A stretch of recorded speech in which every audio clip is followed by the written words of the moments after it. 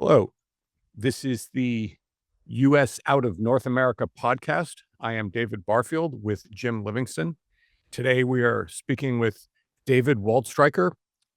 Professor Waldstreicher teaches at the City University of New York Graduate Center. He is the author of numerous books on U.S. cultural history, political history, African American history, slavery, and anti-slavery. His most recent book, The Odyssey of Phillis Wheatley, A Poet's Journey Through American Slavery and Independence, is a biography of the poet. In addition, he writes numerous essays, and his current one, The Spirit of 76, What is Living and What is Dead in Our Memory of the American Revolution, is available to read in the Boston Review. And that essay will serve as our rough outline for today. So with that, David, welcome. Thanks for taking the time. So today, we're talking about this is our, I guess, Independence Day special coming up, and in that context, two things: we've just watched the Supreme Court almost throw away the concept of citizenship.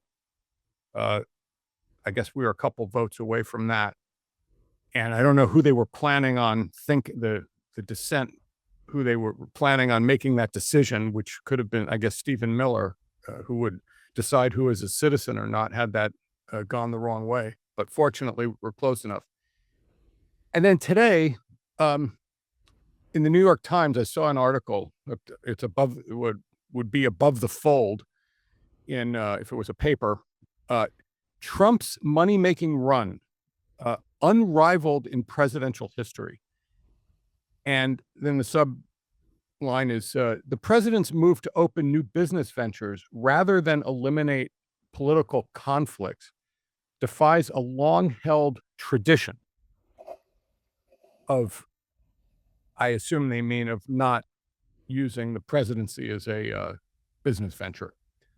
So we're at a pretty delicate time in our conception of ourselves as a nation, it seems to me. I don't know how to even define this.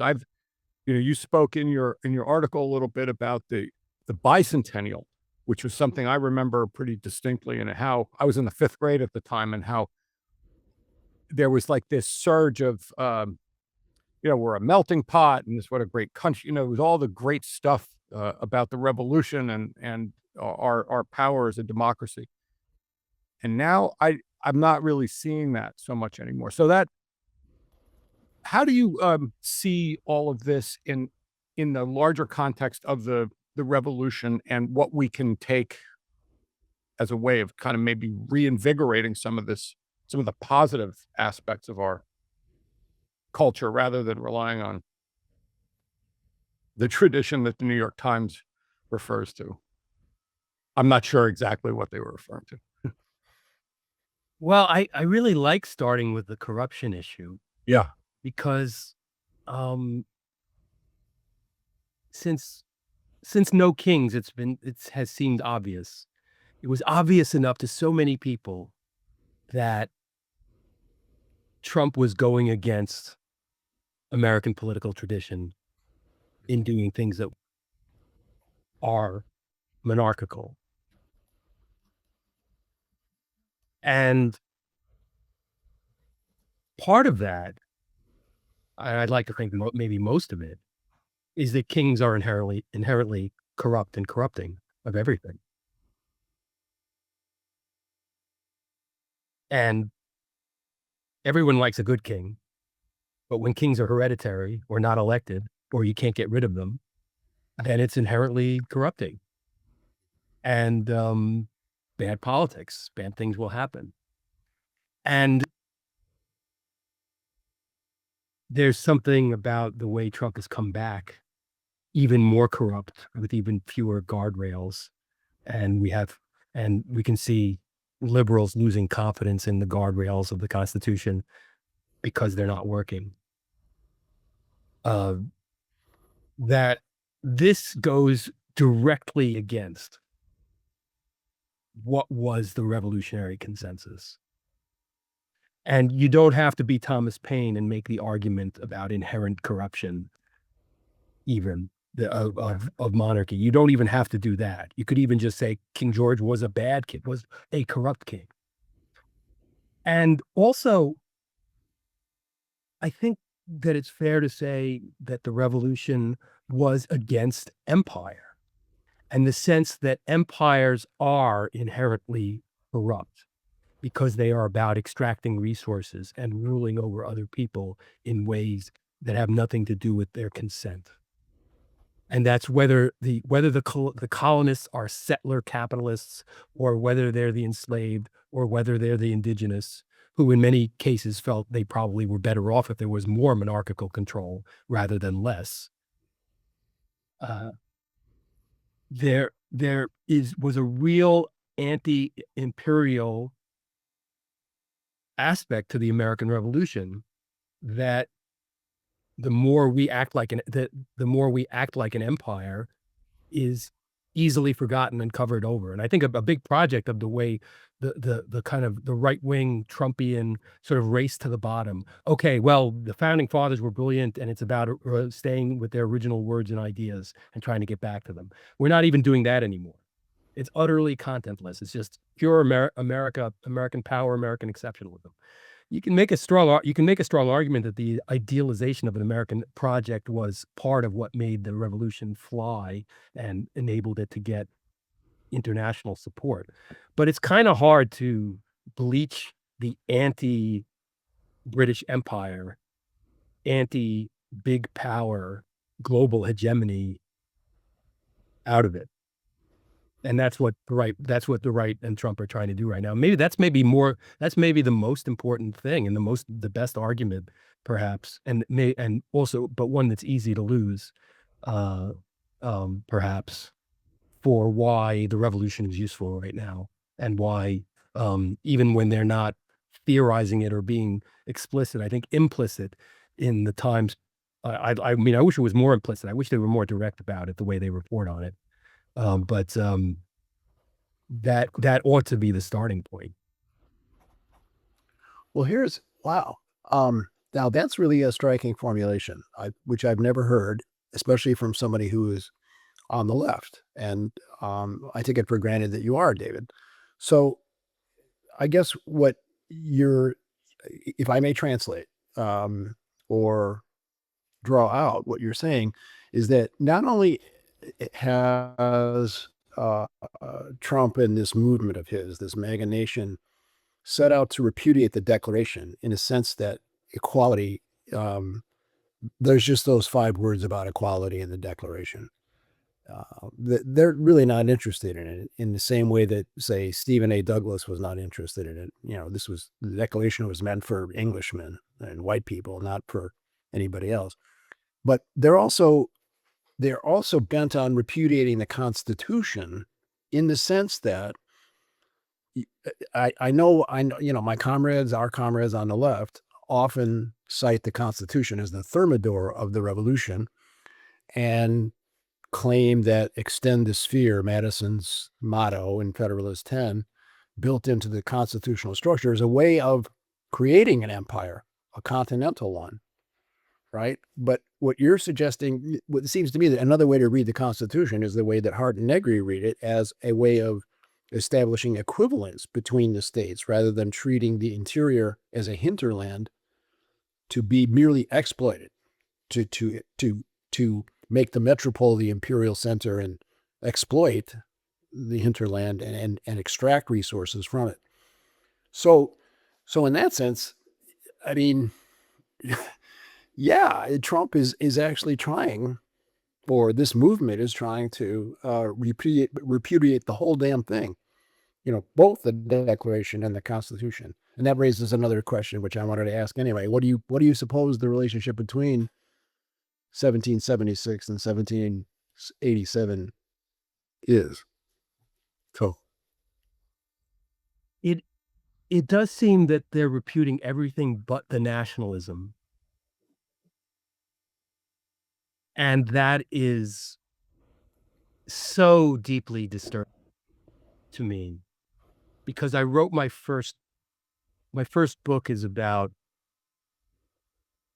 celebrations and nationalism and political culture, and how coming out of British popular politics and the rise of British nationalism, these everyday practices of celebrating and denigrating in the streets and in print became useful to the patriot movement and became the thing that connected local protest to this extra local phenomenon that was patriot movement, and then became the creating a nation out of a confederation, out of nothing.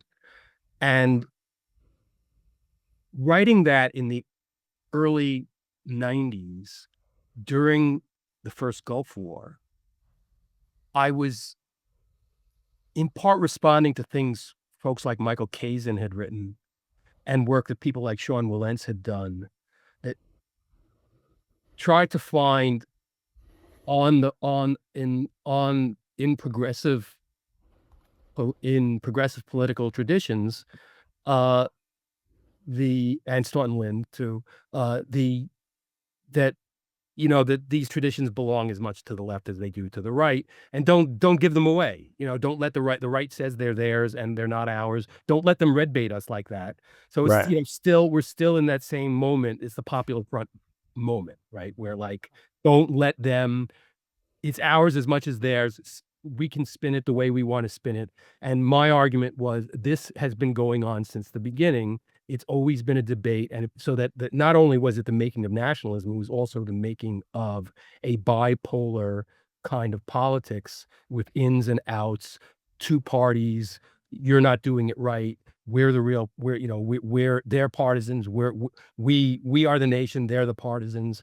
That you see that already in the 1790s. You see it politicized by international events. You see it applied to domestic events.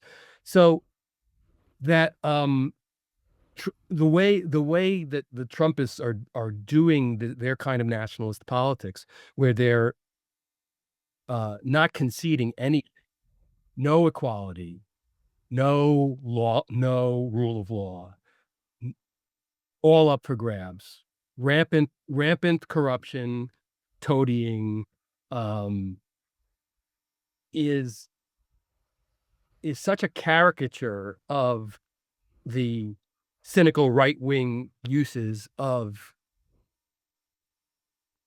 the fact and idea of the American Revolution, that it's just absolutely horrifying. It's like, I mean, I'm just glad we can still have this conversation, because there's so many reasons to be disillusioned. I'm not sure if recent events prove that I was right or that I was wrong. I was right in that it's an ongoing struggle that's going to go on forever, a struggle over the meaning of the revolution. But I'm feeling pretty horrified at how the current, the Trumpian version, like, you can't even, it's like, as you said, they're not even saying the Declaration doesn't matter. It's all about the Constitution. That's not good enough for them, right? To stick with the letter of the Constitution. It's not. It's too. So then, like, I tend to like the progressive Thermidor. The Constitution has reactionary qualities to it. I've been on board. I've been on board with that, certainly. But like, as Al Young said, it was a compromise, as he stressed, and as well as a backlash. And one way of thinking about what's going on now was that that the center left has been too successful in actually doing in actually putting into practice that idea of liberty always expanding. It's imperfect in its origins, but it's always expanding. And we have this structure that makes it, well, you can't change things too quickly, but you can always change things. So it's the Obama version of the constitutional tradition and of the American Revolution. The founders were wise men, but they're not us. The tradition has to be flexible. That one way of thinking about what's going on now is that it was that actually was not a complete failure, but rather actually succeeded too well for some folks. And for cynics, for arch capitalists like Trump and his cronies, and the people who have signed on, like the Silicon Valley people, and for and for right-wing Christian nationalists. So there's a coalition now of people who, when they have to choose between what the mainstream understanding of the revolution of the Constitution has been for the last 100 years, and being able to do whatever they want, and wave the flag while doing it, kiss the flag in this like mock idolatrous way that Trump does, they will go that way and claim that it's not change, but rather keeping things the way they've always been. Wow. Can the left do anything? I don't know what the left is exactly, but let's just say we have some loose definition of it. Can they do anything to reinvigorate the radical tradition in the Constitution or in the Declaration or the revolution itself? I mean, is there a current political moment, a strong moment, something, an argument to be made that would resonate, do you think? I mean, this is real, just practical politics kind of stuff. Martin Luther King kind of succeeded at this in a large way. It's not like the ideas don't resonate, Yeah, well, we're not even dealing with like smart Straussians here who can pick out the most conservative moments of the five big founders, or and then if that's not good enough, they'll find a moment in James Wilson or John Dickinson. They'll go to the second tier guys because because they read, but in their limited way, right? Like, we're not even dealing with that now. So that leaves the whole field open for saying, maybe like making this move that they used to make. Thomas Jefferson wouldn't have been okay with this. I mean, we've only just begun to point out the hypocrisy and to like compare what's going on now versus all the things that the way in the civic Republican tradition, and much less its more democratic Republican variants as they developed and emerged in the late 18th and early 19th century. We're only just beginning to point out, and that's why one of the reasons that review essay got so long. I wanted to I wanted to show, look, if six scholars can do this in different ways, if someone like Edwards can say, look, the American Revolution was about money, it was about finance in part. So if that's true, then maybe the founding has something to say about crypto and how it's being deregulated and how it might change things and how it might be a big boondoggle that, I mean, all we have to say is that isn't in the public interest. And how the politics of money in the revolution, you might say it ended up benefiting elites, but you can't say it wasn't an issue. And you can't say there weren't real revolutionaries saying, we need to adjust the money supply because the way things are going, the way we're paying for this war is not what we had in mind when we said taxation without representation is a problem. And yeah, it was complicated. It's finance and taxes and banks and paper money and hard coin and all these things. But like, it's the same. It's like when Trump says, I get to control interest rates, I can say whatever I want about the Fed. Like, that's not like, oh, heroic. He can say, oh, this is in the tradition of heroic Andrew Jackson, like, oh, it should be this, but like, actually, no, you can look at it a different way. You can say that, well, Jackson may have thought that what he was doing was for ordinary people, but actually it was about a lot of other things, including particular interests of certain kinds of Southern planters. And there's an argument to be made. Like, there are arguments on both sides, but like, deregulation might not be a good idea because actually that's what Jackson did, and it led to a depression. So yeah, these arguments. Jim knows them a lot better than I do, right? So there's so much that we can do with the way they are going about it, about like just presuming that they can just say, they can just wrap themselves in the flag and say that we're on the side of the real Americans, when actually they're making radical changes that are not good for ordinary people. Right. I mean, I think this is a follow-up to David's question. I'm talking about the other David now, but okay, I mean, if we can back up and get boring for a second, like do what historians do best, is bore the shit out of people. Okay, let's talk about what is the radicalism of the American Revolution that we on the left might actually treat as a usable past. I mean, Gordon Wood writes a whole damn book, The Radicalism of the American Revolution. Al Young, who was a mentor to both of us, and a great guy. Yeah, I mean, what is it that it is so? What is so compelling about the American Revolution? And here's a different way into the same question: why is it that the comrades on the left have always preferred the French Revolution as the template, the paradigm of revolution? Why is it that the American Revolution has this enduring reputation for being the conservative version, instead of the most radical event in human history, in modern human history anyway? So what is the radicalism of the American Revolution, and does it actually constitute a usable past for us now? I think I'm asking David's question to make it more boring. The thing I most want to emphasize, I think there are a lot of radical things about the revolution. The thing that I'm seeing some surprisingly missing in the conversation very recently is ordinary people's participation in politics as as both in an emergency and then becoming regularized.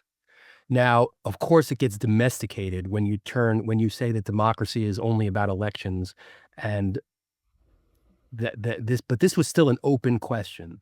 Okay, if you have a representation and you have regular elections, is it okay for people to demonstrate in the streets?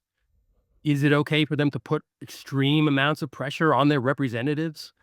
Is it okay for them to protest? And what's the line between protest and rebellion? These were still questions that were very much alive in the early republic, and there's definitely pushback, and there's definitely disagreement about what's legitimate and what's not. But even the conservatives, who may have been more or had different views on who would be a citizen and who would get to vote, acknowledged that something fundamental had changed when it's supposed to be government, when public opinion matters, and not just as opinion, but as demonstrated forceful opinion. And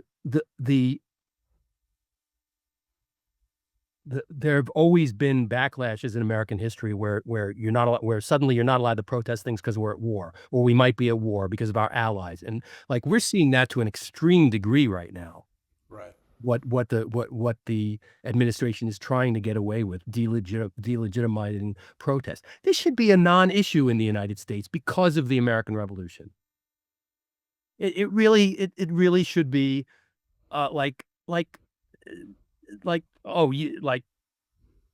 you can't gather in public space.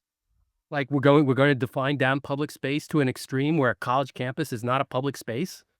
Really? So I mean, it's not to say that these became flashpoints. Like, can you throw rocks at soldiers in Boston? It's no accident that these became the accelerants of revolution. These events where people went over what was legal or over the line, and then violence happened, and then people had to choose sides. But really, it's the radicalism of the revolution was crowds and protest had been traditional in early modern Europe, and especially in Britain and in the colonies, but more and more people participating, there being a back and forth, it all being mediated by the press, in a regular way, yeah, it becomes domesticated. It can become even rote, but various kinds of participation in what Charles Tilley called, I think, memorably contentious politics, right? Um, should be seen as an American tradition and as like not something that was invented in the 60s uh, or uh, uh, or um, or is the property only the property of certain kinds of people, and that I mean that to me, I don't. It's really surprising, given how much of an emphasis was put on it by some of our forebears in who studied the period, and people like Wood in his very early in his career. It's kind of surprising how it gets washed out and even conflated with the citizenship issue, is kind of which is complicated and but yeah, there's a way in which there's so and so the usual, just to briefly, I guess, say something about the American Revolution versus French Revolution Yeah. question. The usual sense is that, well, French Revolution is a real modern revolution because it was about society. And it wasn't just about political equality, and it wasn't just about political change, and it wasn't just about nation making, but it was had this radical bottom up quality, and it was about overthrowing a class and not just the monarch. It was about utterly changing the relationship between the people, the nation, and the aristocracy. And I don't quibble with that, and I don't quibble with it being different. But there were aspects of the American Revolution that had those qualities, and that was recognized at the time. And there is a relationship that we can't completely separate the idea of nationalist revolution from egalitarian revolutions. They overlap. They're not the same, but they overlap. In order to conceive of a people that has a nation and that has that kind of uniformity, despite federalism, despite diversity, despite size, you have to have some notion of a collectivity that's being served, and Mhm. that which isn't to say that that Britain didn't do that without, while still having a monarchy and still having an empire, but that was na- nationalism in 18th century contexts had had possible implications that weren't always conservative, and it's Yeah. there's a kind of these days, like Trump has nationalism has such a bad name now on the left, and that's been a gradual process. But in his first term, when he said, "All right, I'm a nationalist," they got him to say it. That was sort of like, "Oh God, it's over. No one will ever claim any virtues of nationalism ever again." Right. And so I don't know that I want to be the person doing that, but there's no way of understanding the history of American democracy without acknowledging that nationalism had conservative and liberal, progressive, potentially radical possibilities, and Yeah. otherwise you just end up saying that only localism is democratic, and you find yourself, you're going to ignore the way that that local majorities had powers to oppress, and sometimes did so more. Well, the Articles of Confederation enfranchised local as well as state politics in ways that in some ways, the Supreme Court wants desperately to get us back to. So, but I think David had a question here. So, No, I just want to. You've heard about these. I say kids because I think they're kids who got decades in prison for spray painting something on a wall. They're labeled as terrorists, right? And it seems to me like that story alone and all the other ones like it would be great, like a great political argument to make for liberty, right? And just in that vein of like our tradition of protest, is literally your rights and everything about you is being stripped. Rather, but it seems like the left or liberals and that side of the spectrum just want to wait around for the Supreme Court to tell us that it was actually okay for them to spray paint the building, you know, and that their treatment was excessive or whatever, and that's our victory, rather than taking the moment itself and using it. I mean, maybe with some of these democratic socialists that have cropped up, maybe we'll see more of that. Possibly, I don't know. Is that a good political strategy that I'm thinking of, or are you? Well, I think I think if these folks were terrorists, then how is the Boston Tea Party not terrorizing? How is throwing rocks at soldiers or even talking back to them, yelling at them, not not terrorism? I mean, Putting a well, of flower course, in a gun. yeah, and of course, but on the other hand, well, though also, I mean, it has to be acknowledged, terrorism is now a dog whistle for threatening people of color, people who are allied with the wrong countries, Right. talking out of turn. So, one would have to you'd have to tie it to the, the new cold the new mobilization of anti-communism and the Cold War in the service of whoever Trump decides he's against at any given moment, or whoever we're allied with, which happens to be mainly right now Israel in a positive way, and certain other countries in a default way, in the sense that we won't cross them because Trump might make a deal with them, Russia, you know, or whoever else. Right. Can I push you on this question of the French Revolution again? You know, this is the fun stuff for me. When when you say that the French Revolution was you could say, I could translate what you say as the French Revolution was a much more radical event because it was embedded in and flowing from society. That there was the overthrow of a class as opposed to simply replacing the monarchy with some more participatory thing. Okay. If we take Hannah Arendt seriously on revolution, and she's arguing that the Constitution is not thermidor, that is some sort of version of counter-revolution, but rather the completion of the revolution. Why would we, you know, how in the world could we say that? Is that too extreme a statement on behalf of a very conservative reading of the revolution? Now, and before you respond and put this to rest, let me, if I may, if I read from James Madison in 1787 and the way he described the demise of republics, and then see if we can't apply it to our own state. This is his memorandum to Thomas Jefferson. The dates are various: 1787, 1788. He's trying to get Jefferson to revise his idea of a constitution for Virginia. Anyway, here's how he puts it. These are words you've read, I'm sure. In all the governments which were considered as beacons to Republican patriots and lawgivers, the rights of persons were subject to those of property.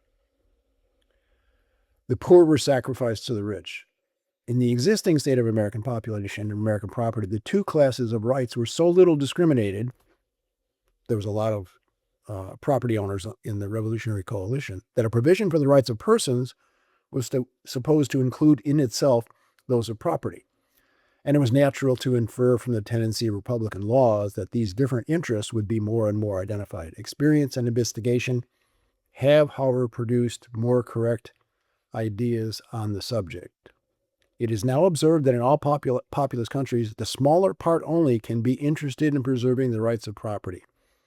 It must be foreseen that America and Kentucky itself will by degrees arrive at this stage of society, that in some parts of the Union, a very great advance is already made towards it.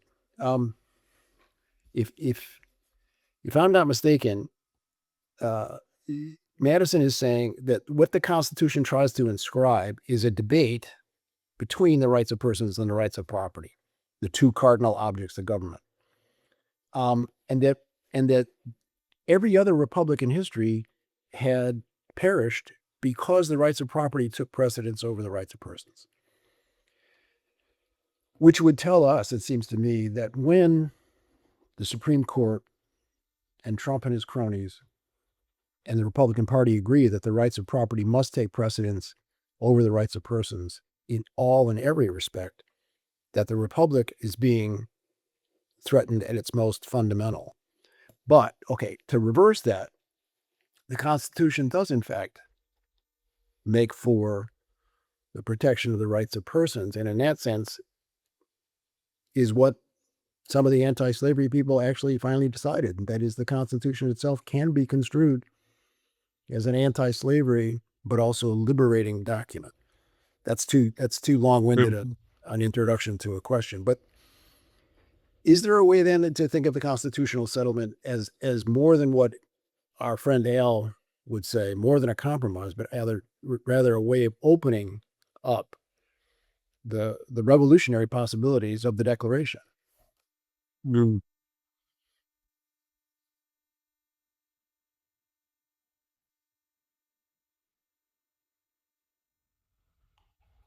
Well, one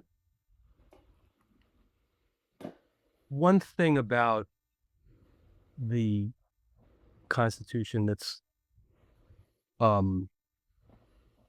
tends to be easy to forget, but that Madison was so attuned to,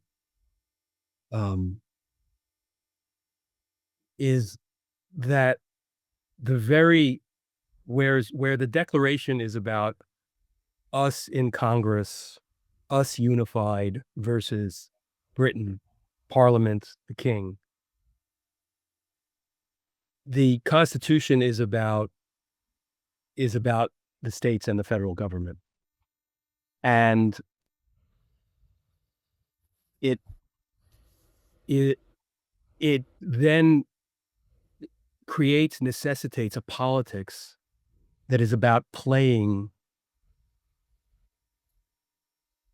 state politics and the local against the federal government.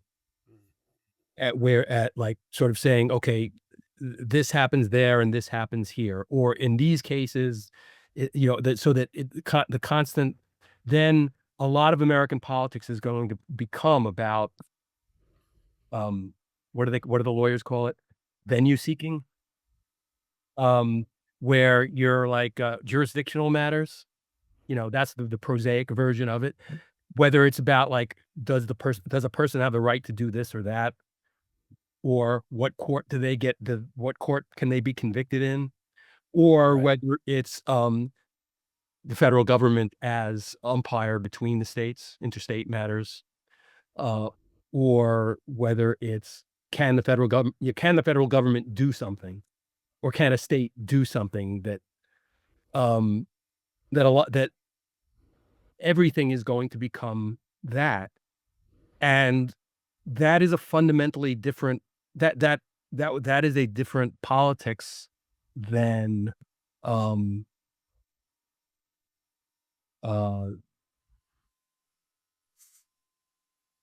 what's the empire doing? Sure. What's the governor doing, which is the empire in one of the colonies? And it also raises inherently the questions about property and persons, right? Of which I can't help but observe slavery is just one, but it's usually thought of as separate, but it's actually a property and persons set of questions, right? Yes. And that's Yes. why it's so goddamn complicated, and that's why they won't say anything clear about it. That's why they leave a lot of things ambiguous. That's why we're still debating it. And So to expect that kind of multi-leveled politics in the context of a revolution that has created a nation, but which has empowered people locally to feel like they can participate and that they are political beings. To expect it to be either radical or conservative or one thing or the other is Right. is not, it just doesn't, that's not what it was or could ever have been Yeah. because of its Well, nature. no, but here's the other thing, and this is simply, I think, just extending or amplifying what you said, is that without the Constitution, there isn't we the people. There is a lot of states, right? All they are is, each state is sovereign unto themselves, and the Articles of Confederation is a diplomatic pact between sovereign states, so that we the people, the nation as such, does not exist absent the Constitution. And this in line, I think, and you're absolutely right about this, that nationalism does serve progressive purposes. Then I think also as now. And So yet, for good reasons, people then associated democracy and democratization with local politics, yes, right? With the yeah, state. yeah, And so one thing we have to do, and that we saw people starting to theorize and act upon in the first Trump term, was that you have to, i- if there's gridlock in national politics, you got to start locally. You got to like really put energy into it and then trust that it will have multiplier effects. And that what the unprecedented reaching down that Trump is doing to control a party and local elections, not leaving it to the Republican National Committee or the Congressional Caucus, but right. rather that is so new and so un-American. Like the whole, like, all the things we took for granted was that, like, yeah, like, okay, there's an imperial presidency. There are presidents who are real party leaders and have a party strategy, and who are like, who have people who are in touch with everybody, and they're calculating, and they're talking about what's possible to congressmen from different places. Think FDR, think Lincoln, right? Like, and some like all that like has been just ratcheted up to an extreme here in a top down way. And that is just so unfathomably un-American. Like, I don't wanna be defending American political science, right? Like, I don't wanna be defending, but, like, I find myself, like, saying, "Nobody is talking about how unprecedented this is." And like, if we used to say, "Well, the founders didn't envision political parties are a corruption." Well, okay, this isn't political parties as we have known it, right? Like, which, like, generations and generations of white male political actors have defended as relatively democratic, because like what people did on the local level was supposed to funnel up through the party, right? Like there are all these levels of participation and input and reading the rooms and all that stuff. And as inefficient and as responsive to money as it has always been, it's not it's not like what they're doing. So basically anything that's grassroots, like, I mean, they had the Tea Party going on, right? Like 15, 20 years ago, right? And like they could claim the grassroots. Like anything that's grassroots is now ours. It can be equated with the American Revolution and is ours, because everything they are doing is so top down and connected to paydays. So obviously corrupt. So like like what in the American political tradition can Trump claim at this point? I can't think of anything. Like, He well, the anti-communism and dog whistle racism, right? I mean, like, P.T. yeah, like Barnum. throwing around like anybody like throwing around like it's and it's he's so like he's not even artful of like none of that like hinting, right? Right. None of that But Cold War hinting. he said Think it what? in his when he was campaigning. He said, "I'm gonna throw the Marxists out of the country with the Mexicans." I mean, he wasn't, which I guess we all go to Mexico, but whatever the whatever the thing. I wanted to ask just maybe both of you about this, about the French American the left's fascination with the French Revolution? Does it? You think maybe because of the that feudalism, capitalism, socialism thing that in Marxism that it was a, I mean, it wasn't a modern state prior to the French Revolution, but it was French, and they were all French people. And I think, defined ourselves differently. Americans defined ourselves differently. Maybe it's more attractive to leftists having like that. You have feudal society, and then some Yeah. liberal reformers come along or I think it's revolutionaries. I think it's so tricky because you can't separate the radical French Revolution from the centralization that the old regime had done. Like, they can only, like, put the Jacobins they can only push the envelope on this cultural revolution and on changing everything, changing the language, changing the clock, changing like changing everything, of course, which they don't really do, but they say they're doing. They can only imagine doing that because of the striking centralization that had happened under Louis XIV. So, y it's and I think, like, so post-Russian Revolution, socialists and communists have been kind of like, "Oh, like, real revolution is centralizing." Mm. And so it's hard to identify, given our ambivalence about, okay, oh, New Deal, we're in charge. The liberals are in Yeah. charge. Centralization is good. Uh-oh, maybe not so much, right? Right now. So we can't help but be be ambivalent about what it means to nationalize anything, not even getting to the economy, right? Right. So, that I think that's a sticking point that's not I think Americans tend to know in their bones that there are risks in giving the federal government all the power. And let's face it, I mean, the country was big at the beginning. For the 18th century, even the 13 colonies, that was a lot. Yeah. And it only got so much bigger. So that, like, even in the age of the internet, in the age of jet travel, we're still a ridiculously big country, and we talk about it in terms of diversity, and we don't talk about it in terms of size and numbers of people. But it's still like, how much centralization do we really want to have, given under majority rule, right? Is like, Yeah. it's too it's very, very scary, and we're seeing that right now. Like all these, like, Reagan talked about the new federalism, but that was when they didn't have control of Congress. Now they have control of Congress, or think they can force having control of the whole federal government, or have a unitary executive, and they're all for centralization. They're all for setting rules and changing rules, right? And so I'm repeating. I guess I don't want to repeat myself, but I think that to me is making making that founding federalism look wiser, as centrist as it is inherently.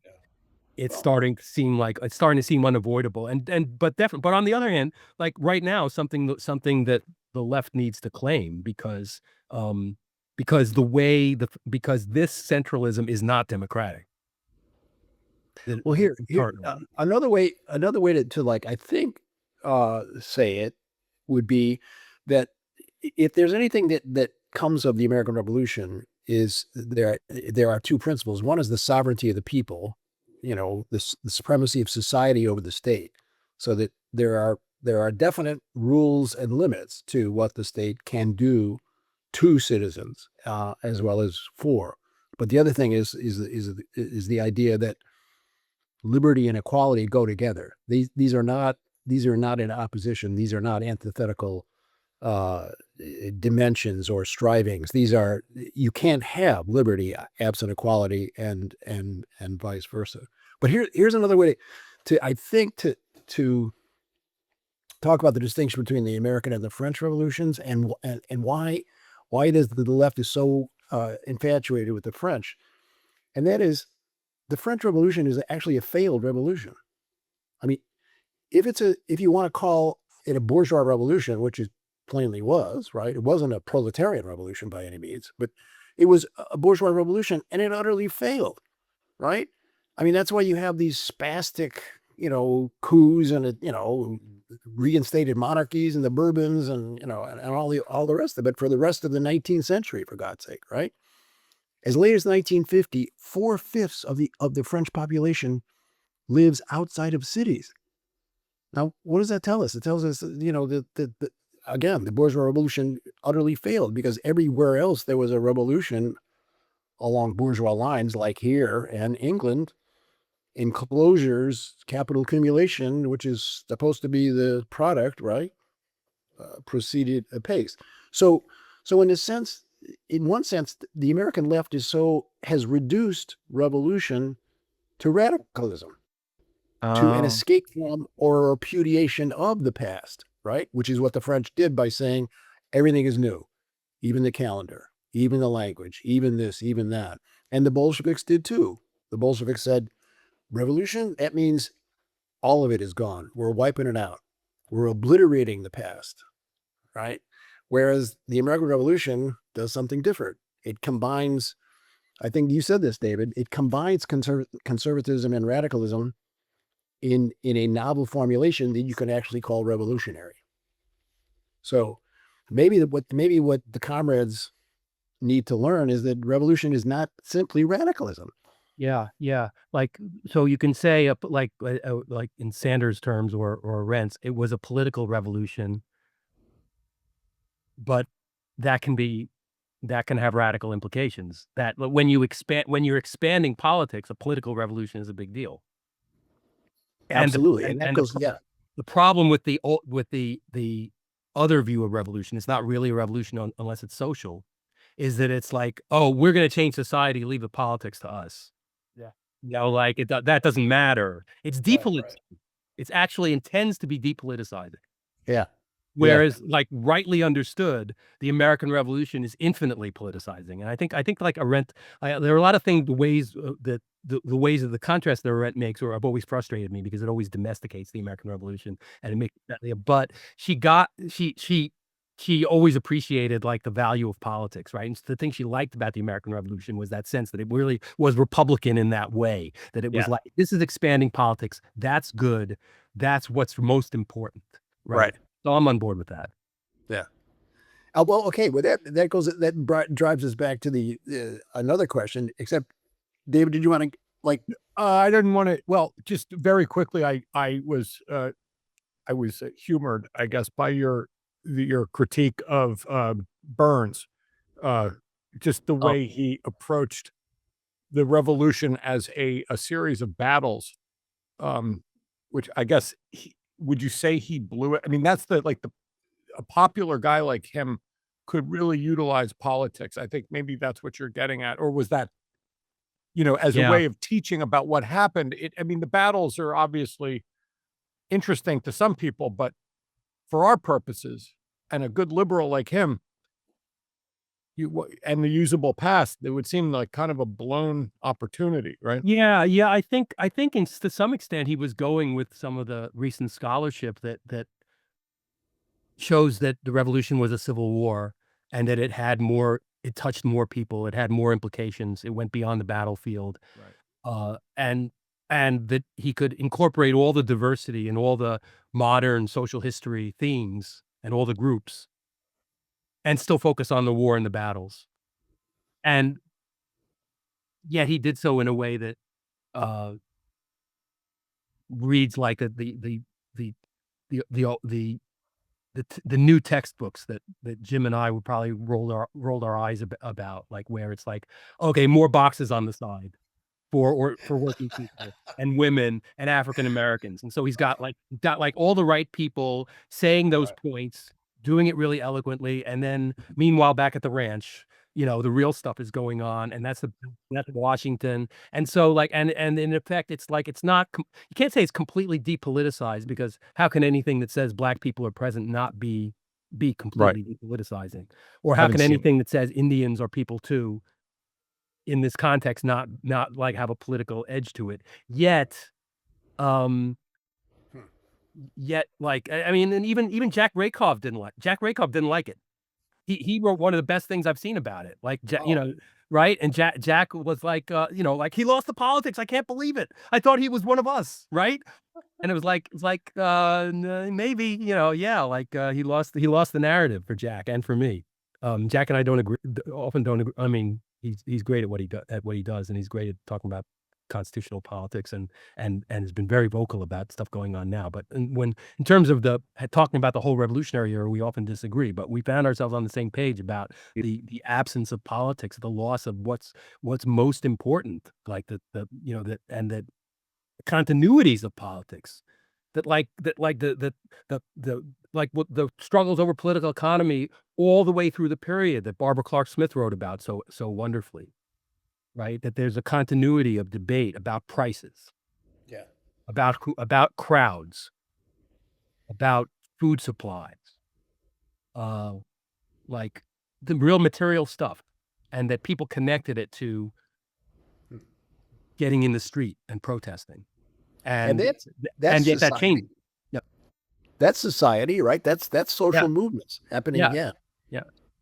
So, So, wow. Jim, you want to get your last question in because David needs to split in about 3 minutes.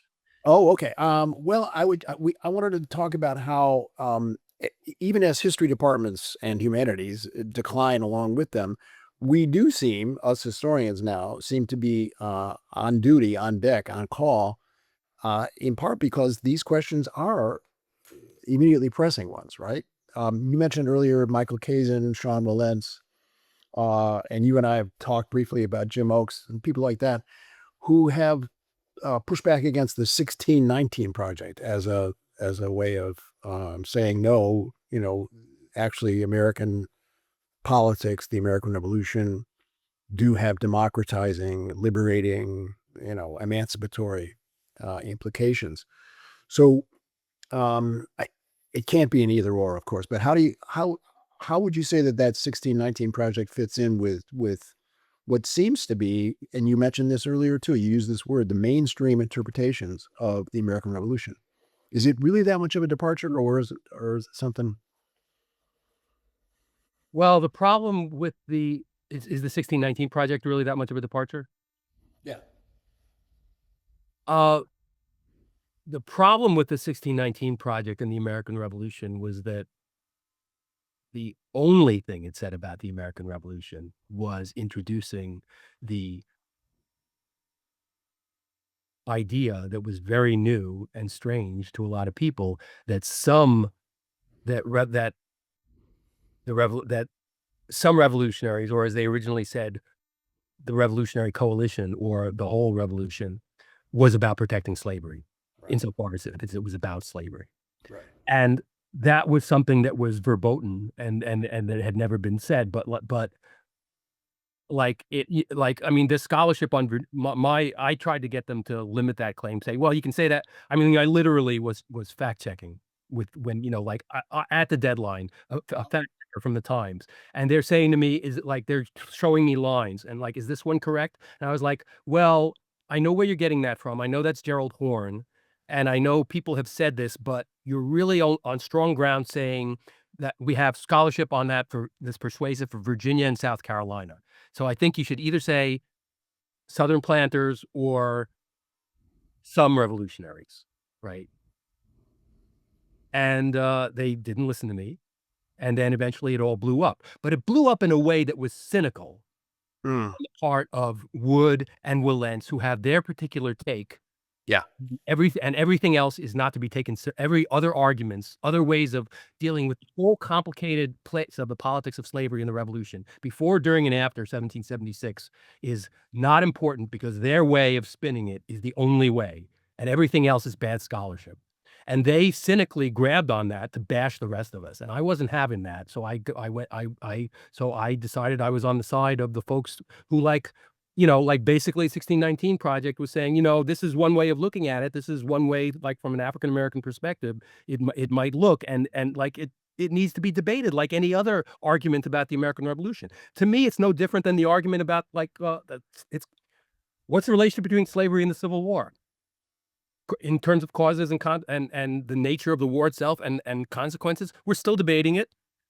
The needle, the pendulum swings, the needle moves, but it's a debate because it's complicated, right? You could look at it as it's all good. You could look at it as it was hypocritical and limited, right?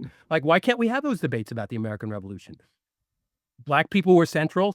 They were present. It affected the outcome. It was a concern. It was debated. It's not just a question of results.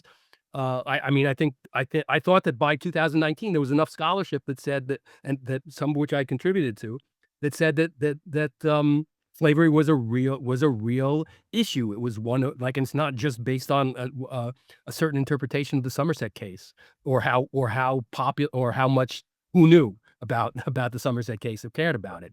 And I just thought that, like, Wilentz and Wood were shutting down the conversation that they had been shutting down for years, and not taking other scholars seriously. So I like, as a historian, I have real problems with the way all that played out.